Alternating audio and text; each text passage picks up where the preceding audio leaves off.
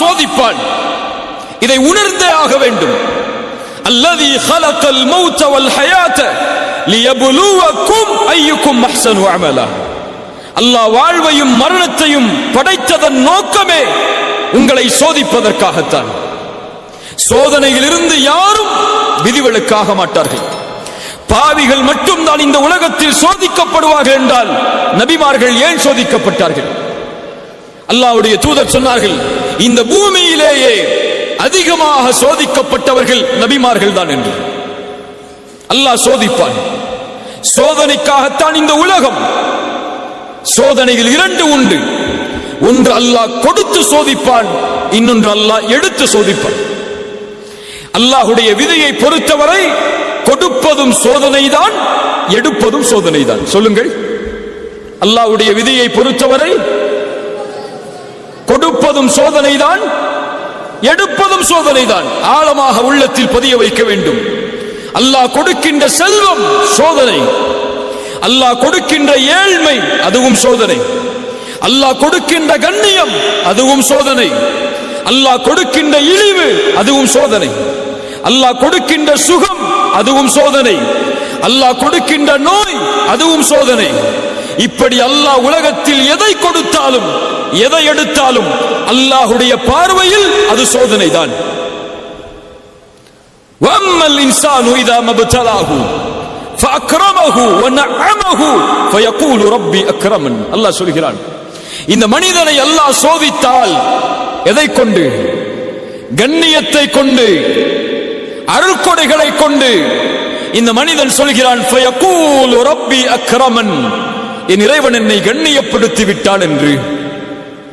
அதே நேரத்தில் அல்லாஹ் அதே மனிதனை சோதித்தால் ஃபகதர அலைஹி ரிஸ்கஹு, அவனுக்கு கொடுக்கப்பட்ட வாழ்வாதாரத்தை குறைத்து அவன் சொல்கிறான், ஃபயகூலு ரப்பி அஹானன், என் இறைவன் என்னை இழிவுபடுத்தி விட்டான் என்று. சுப்ஹானல்லாஹ். மனிதன் கேட்பதில்லை ஏன் சோதிக்கிறான் என்று. எப்போது? செல்வம் கிடைக்கும் போதோ, கண்ணியம் கிடைக்கும் போதோ, பதவி கிடைக்கும் போதோ, அல்லாஹ் அருட்கொடைகளை கொடுக்கும் போதோ அவன் கேட்க மாட்டான், ஏன் அல்லாஹ் எனக்கு இதை கொடுக்கிறான் என்று. கேட்பானா? கேட்பானா? எப்போது கேட்பான்? காசு குறைந்து விட்டால், சம்பளம் குறைந்து விட்டால், மருத்துவமனையில் அனுமதிக்கப்பட்டு விட்டால், உறவினர் யாராவது மரணித்து விட்டால் அவன் கேட்பான், ஏன் அல்லாஹ் எனக்கு மட்டும் இதை செய்கிறான் என்று. மனிதா, உனக்கு அல்லாஹ் கொடுத்தானே அதுவும் அதுபோல்தான், அல்லாஹ் எடுத்தானே அதுவும் அதுபோல்தான். இந்த இரண்டு நிலையிலும் நீ எப்படி நடக்கிறாய் என்பதை அல்லாஹ் பார்க்க விரும்புகிறான். கொடுக்கும் போது அல்லாஹ்விற்கு நன்றி செலுத்துகிறாயா, எடுக்கும் போதும் அல்லாஹ்விற்கு நன்றி செலுத்துகிறாயா என்று அல்லாஹ் பார்க்க விரும்புகிறான். நபி யூசுப் அலைஹிஸ்ஸலாம் அவர்களுடைய வாழ்வை கவனியுங்கள். எல்லாம் கொடுக்கப்பட்டது நபி யூசுஃபுக்கு ஆரம்ப காலத்தில். யார் அவர்கள்? நபியுடைய மகன், நபியுடைய மகன், நபியுடைய மகன் இப்ராஹிம் அலைஹிஸ்ஸலாம். அவர்களுடைய மகன் யார்? இஸ்ஹாக். அவர்களுடைய மகன் யார்? யாக்கூப். யாக்கூபுடைய மகன் யார்? யூசுப். சுப்ஹானல்லாஹ். அல் கரீம் இப்னு கரீம் இப்னு கரீம் இப்னு அல் கரீம். அல்லாஹ்வுடைய தூதர் சொல்வார்கள், கண்ணியமானவரின் மகன் கண்ணியமானவர், கண்ணியமானவரின் மகன் கண்ணியமானவர், கண்ணியமானவரின் மகன் நபி யூசுப் என்று சொல்வார். நபிமார்களின் வம்சத்தில் பிறக்கிறார். ஒரு நபியின் குழந்தையாக இவ்வளவு பெரிய அருட்கொடை. 11 சகோதரர்கள் தனக்கு. தந்தையின் நேசம் தன் மீது, அழகான குணத்தோடு, அழகோடு. என்ன அழகு! ரசூலுல்லாஹி ஸல்லல்லாஹு அலைஹி வஸல்லம் சொன்னார்கள், மிஅராஜுடைய பயணத்தில் நபி யூசுஃபை நான் பார்த்தேன். அல்லாஹ் அவன் படைத்த அழகில் பாதியை நபி யூசுஃபுக்கு கொடுத்திருந்தார். அவ்வளவு அழகு. அந்த அழகை அல்லாஹ் கொடுத்தான். குடும்பத்தை கொடுத்தால், கண்ணியத்தை கொடுத்தால், கொடுத்ததை அல்லாஹ் கொஞ்சம் கொஞ்சமாக அவர்களிடமிருந்து நீக்குகிறான். எந்த குடும்ப உறவு, எந்த நபியின் மகன் என்பது அவர்களுக்கு அல்லாஹ் கொடுத்த அருட்கொடையோ அந்த தந்தையை விட்டு அல்லாஹ் பிரித்தார் நபி யூசுஃபை. சகோதரர்களுடைய நேசத்திற்கு ஏங்கினார்கள், பிரித்தார் அல்லாஹ். கிணற்றில் தூக்கி வீசப்பட்டார்கள். ஒரு நபி கிணற்றில் வரக்கூடிய வழிப்போக்கர்கள், வியாபாரிகள், இவர்களை சந்தையில் விற்போம் என்று சகோதரர்களிடத்திலே விலை பேசி ஒரு அற்ப கிரயத்திற்கு, மதிப்பில்லாத காசிற்கு நபி யூசுப் சகோதரர்களாலே விற்கப்படுகிறார். அவர்களுடைய கண்களுக்கு முன்னால் ஒரு குழந்தை எப்படி ஏற்றுக்கொள்ளும்?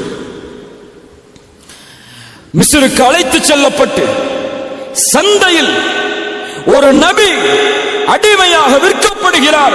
இந்த அடிமையை விலைக்கு வாங்குபவர் யார் என்று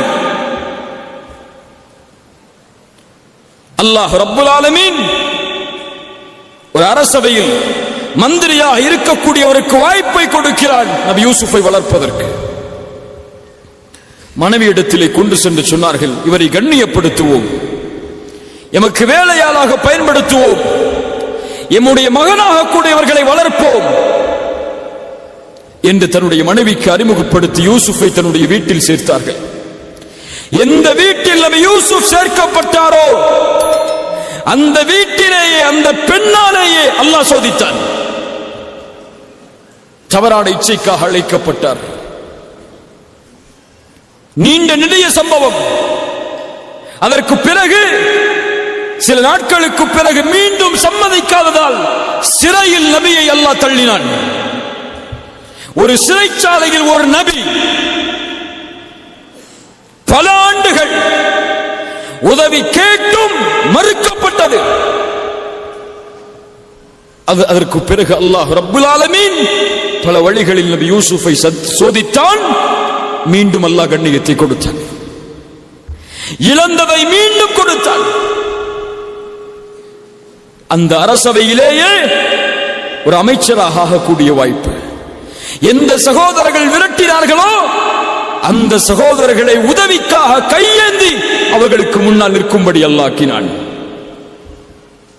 இப்படி எல்லா சோதனைகளையும் அல்லாஹ் நபி யூசுஃபுக்கு கொடுத்தான்.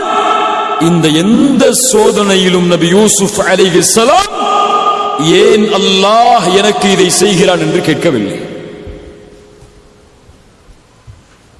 ஏன்? இது அல்லாஹ் படைத்த உலகம், இது அவனுடைய விதியின்படி இறங்கக்கூடிய உலகம். இதில் எதை அவன் நாடுகிறானோ அதை செய்வான், எதை அவன் நாடவில்லையோ அதை செய்ய மாட்டான். அதில் ஏன் என்று கேட்கக்கூடிய உரிமை இந்த உலகத்தில் படைக்கப்பட்ட எந்த படைப்பிற்கும் கிடையாது. அதே வாழ்க்கை நபியை ஒப்பிடுங்கள். முஹம்மது ரசூலுல்லாஹ் ஸல்லல்லாஹு அலைஹி வஸல்லம் கண்ணியத்தோடு வாழ்ந்தவர்கள் மக்காவுடைய வீதிகளில். 40 ஆண்டுகளுக்கு பிறகு நபித்துவத்தை வெளிப்படுத்தியவுடன் சோதனை ஆரம்பிக்கிறது. பெற்ற கண்ணியம் இழக்கப்படுகிறது. சேர்த்து வாழ்ந்த உறவுகள் வெறுக்கிறார்கள், ஊரை விட்டு ஒதுக்கி வைக்கிறார்கள். பசியால் வறுமையால் நபி வாடுகிறார்கள். அபூ தாலிபின் மரணம், ஹதீஜா ரலியல்லாஹு அன்ஹா அவர்களுடைய மரணம், அதைவிட மேல் அல்லாஹ்வுடைய தூதருக்கு 7 குழந்தைகள். 7 குழந்தைகள். அந்த 7 குழந்தைகளில் அல்லாஹ்வுடைய தூதர் உயிரோடு வாழும் போது 6 குழந்தைகளும் மரணம். 6 குழந்தையையும் ரசூலுல்லாஹ் கபூரில் இறங்கி தன்னுடைய கரத்தால் அடக்கம் செய்திருக்கிறார். எவ்வளவு பெரிய சோதனை இது! ஒரு குழந்தையின் இழப்பை இழந்த பெற்றோரிடத்தில் சென்று கேட்டு பாருங்கள், துடித்து விடுவார்கள். இவ்வளவு சோதனை. தன்னை ஏற்றுக்கொண்ட எல்லோரும் கொடுமைப்படுத்தப்படுகிறார்கள், விரட்டப்படுகிறார்கள். சுப்ஹானல்லாஹ். சொந்த ஊரை விட்டு இன்னொரு ஊர், 10 ஆண்டுகள் போர்க்களம், எல்லாவற்றையும் இழந்து நபித்தோழர்கள் 23 ஆண்டுகளுக்கு பிறகு இழந்த கண்ணியத்தை, இழந்த வெற்றியை அல்லாஹ் மீண்டும் கொடுக்கிறார். எதை கொடுக்கிறது இந்த பாடம்? எதை கொடுக்கிறது இந்த பாடம்? அல்லாஹ் ஒருவரை சோதித்தால் உணர்ந்து கொள்ளட்டும், அல்லாஹ் அவரை தயார்படுத்துகிறான் ஒரு வெற்றியின் பாதைக்காக என்று. சோதனை வருவது வெற்றியின் அடையாளம். சோதிக்கப்படும் சமூகம் நன்மையில் நிலைத்திருந்தால் அதனுடைய கூலி இறுதியில் வெற்றி. அது பலருக்கு புரிவதில்லை. உலகில் ஏன் முஸ்லிம்கள் சோதிக்கப்படுகிறார்கள்? ஏன் உலக நாடுகளில் முஸ்லிம்கள் சிலுவைப்படுத்தப்படுகிறார்கள்? ஏன் கொல்லப்படுகிறார்கள் என்ற கேள்விகளுக்கெல்லாம் விடையை நீங்கள் தெரிய வேண்டும் என்றால் இதுவெல்லாம் வெற்றியின் பாதை. வெற்றியை நோக்கி இந்த சமூகம் செல்கிறது என்பதற்கு அடையாளம் ஹுதைபியா உடன்படிக்கையை நீங்கள் அறிந்திருக்கலாம். அத்துணை ஆண்டுகளுடைய போராட்டத்திற்கு பிறகு நபியும் 4000 தோழர்களும் உம்ராவிற்காக தான் பிறந்து வளர்ந்த அல்லாஹ்வுடைய ஊரை நோக்கி செல்கிறார்கள். தடுக்கப்படுகிறார்கள். அல்லாஹ்வுடைய இறை இல்லத்தை தரிசிப்பதற்கு ஒரு நபி தடுக்கப்படுகிறார். தடுப்பான் அல்லாஹ், ஏற்றுக்கொண்டுதான் ஆக வேண்டும். அப்போது உடன்படிக்கை தயாராகிறது. மக்காவாசிகளுக்கும் அல்லாஹ்வுடைய தூதருக்கும் எழுதப்படுகிறது. உடன்படிக்கையில்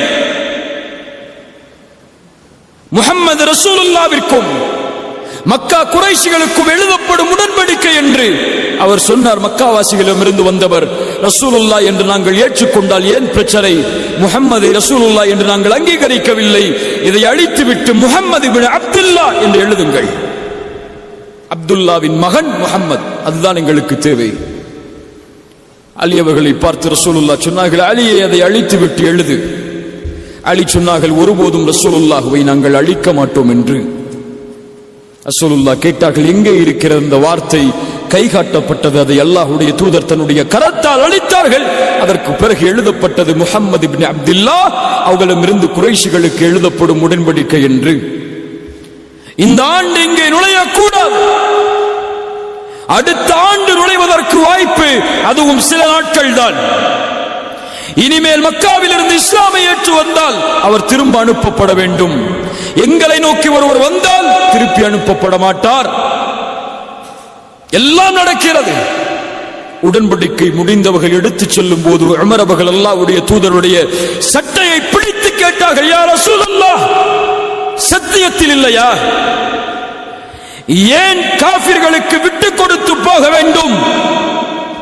இதோ வாழ், போராடுவோம். ரசூலுல்லாஹ் சொன்னார்கள், முடியாது என்னால். எல்லா நபித்தோழர்களும் நபியின் கட்டளையை ஏற்பதற்கு தாமதமாகிறது. ரசூலுல்லாஹ் சொன்னார்கள், அல்லாஹ்வை பார்த்து, யா அல்லாஹ், இவர்கள் எல்லோரும் என் மீது கோபித்தாலும் நீ என் மீது கோபத்தோடு இல்லை என்றால் அதை பற்றி எந்த கவலையும் எனக்கு இல்லை.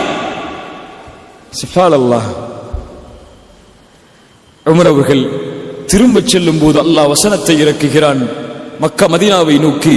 அந்த மக்காவுடைய அந்த சோதனைக்கு பிறகு இன்னா ஃபதஹ்னா லக ஃபத்ஹம் முபீனா, அல்லாஹ் தெளிவான வெற்றியை நபியே உங்களுக்கு அளிப்பான். ஹுதைபியா உடன்படிக்கையில் தாழ்வோடு திரும்பிச் செல்கிறார்கள். அல்லாஹ் வெற்றியின் வசனத்தை இறக்குகிறான். உமர் அவர்கள் ஓடி வந்து கேட்டார்கள், ஃபத்ஹுன் ஹுவ, அல்லாஹ்வுடைய தூதரை நடந்த உடன்படிக்கை வெற்றியா? ஆம். இந்த சோதனைக்கு அல்லாஹ் கொடுக்கக்கூடிய பரிசு அடுத்த ஆண்டு நுழைவோம் மக்காவை சொந்தமாக்குவதற்கு. உம்ராவிற்காக செல்லுகிறீர்களே, இது போதாது நபியே, இன்னும் சோதனை இருக்கிறது, அதை ஏற்றுக்கொள்ளுங்கள். அல்லாஹ் இந்த 2 ஹரமுடைய கலீஃபாவாக உங்களை மாற்றுவார். இதைத்தான் நபி யூசுஃபின் வரலாறும் எமக்கு பாடத்தை கொடுக்கிறது. இன்றே வெற்றி பெற வேண்டும், இன்றே சோதனை நீங்க வேண்டும், இன்றே பிரச்சனை நீங்க வேண்டும் என்று ஒருவன் நினைத்தால் நடக்காது. நபி நூஹ் தன்னோடு சில நபர்களை சேர்ப்பதற்கு, ஈமானை ஏற்றுக்கொண்டவர்களாக ஆக்குவதற்கு அவர்களுக்கு தேவைப்பட்ட ஆண்டு 950 ஆண்டு காலம். நபி மூசா ஃபிரௌனுடைய சோதனையிலிருந்து தப்பிப்பதற்கு அவர்கள் எடுத்துக்கொண்ட முயற்சி, அந்த முயற்சியின் வெற்றி அவர்களுடைய மரணம் வரை நீடித்தது. இப்ராஹிம் சோதிக்கவில்லையா அல்லாஹ்வுடைய நண்பரை? அல்லாஹ் நெருப்பு குண்டத்தில் வீச வைத்து சோதித்தான். மனைவியை இன்னொரு அரசன் தீண்டக்கூடிய அளவிற்கு சோதித்தான். தன் மகனையும் தன் மனைவியையும் மக்காவில் விட்டுவிட்டு திரும்ப வாருங்கள் என்று கட்டளையிட்டான். தான் பெற்ற மகளை இப்ராஹிமே உன் கரத்தால் அறு என்று அல்லாஹ் கட்டளையிட்டான். இத்துணை சோதனைகளுக்கு பிறகுதான் அல்லாஹ் ரப்புல் ஆலமீன் இப்ராஹிமுடைய சந்ததிகளை மக்காவில் வாழ வைத்தான். நபிக்கு மக்காவின் வெற்றியை உணர்வதற்கு 23 ஆண்டு காலம் தேவைப்பட்டது. 21 அல்லது 22 ஆண்டு காலங்கள். அதுபோல்தான் கண்ணியத்துக்குரியவர்களே, இந்த 20 வயதில் சோதனையா, 24 வயதில் சோதனையா, இந்த வயதில் ஏழ்மையா, இந்த வயதில் எதை தொட்டாலும் வெற்றி இல்லையா? கவலைப்படாதே, முயற்சியில் தொடர்ந்திரு. அல்லாஹ் ரப்புல் ஆலமீன் உனக்கென்று ஒரு நியதியை வைத்திருப்பான். பொறுமையோடு அல்லாஹ்வின் மீது நம்பிக்கை கொண்டிருந்தால், பாவங்களை விட்டு விடுபட்டிருந்தால், நீ எண்ணி பார்க்காத வெற்றியை அல்லாஹ் தருவான். فإن مع العسر يسرا إن مع العسر يسرا. துன்பத்தோடு இன்பம் வரும், நமக்கு தெரியாது. துன்பத்தோடு இன்பம் வரும். அந்த துன்பத்தை சகித்தால், அந்த கதரை ஏற்றுக்கொண்டால், அல்லாஹ்வுடைய விதி, இதை நான் பொருந்திக் கொள்கிறேன், ஆனால் அல்லாஹ் எனக்கு கொடுத்த வாய்ப்பு, முயற்சி, அதை ஒருபோதும் நான் கைவிட மாட்டேன் என்று அவனுடைய பாதையில் நிலைத்திருந்தால் அது போதும் அவனை வெற்றியடைய செய்வதற்கு.